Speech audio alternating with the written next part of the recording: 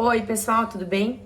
Hoje eu vim mostrar para vocês e ensinar onde armazenar a comida de vocês, seja ela congelada ou refrigerada.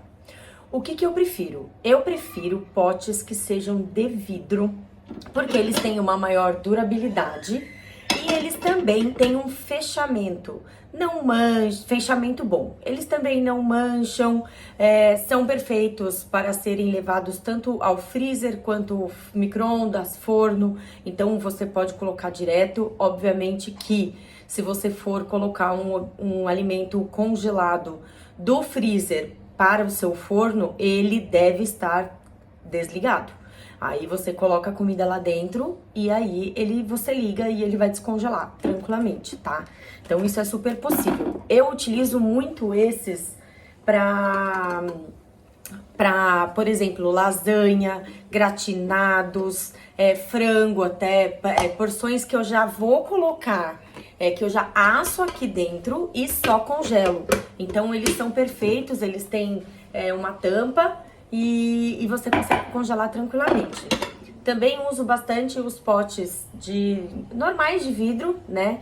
Prefiro os que têm a tampa de fechamento hermético, porque elas vedam melhor. E as outras tampas, eu tô sem aqui, mas as outras tampas, elas acabam perdendo a força dela ali no momento de fechar e estragando. Então, essas de fechamento hermético, elas são melhores. Outras embalagens que vocês podem utilizar. As embalagens de plástico, eu gosto bastante dessas daqui, apesar de serem plásticos, e eu não gosto de usar plástico, mas pela questão ambiental mesmo, né? Eu acho que a gente tem que se conscientizar um pouquinho sobre isso. Então, eu utilizo essas daqui principalmente para porção de arroz e feijão, que eu deixo sempre congelada aqui em casa. E também as porções maiores. Então, ó, eu tenho essa menorzinha, que é de 150 ml, e eu tenho essas maiores, que são de 500 ml. Eu busco lavar e utilizar por bastante tempo, porque você consegue reutilizá-las, lavá-las.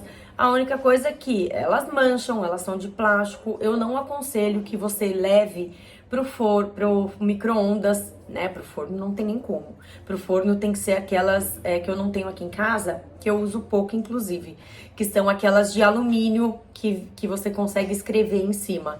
Então, aquelas de alumínio também são perfeitas para congelar carne, porções pequenas, por exemplo, de quibe, de alimentos escondidinho, alimentos que já estão prontos ali, você só precisa levar para aquecer. Também gosto muito de saquinhos tipo Ziploc, tá?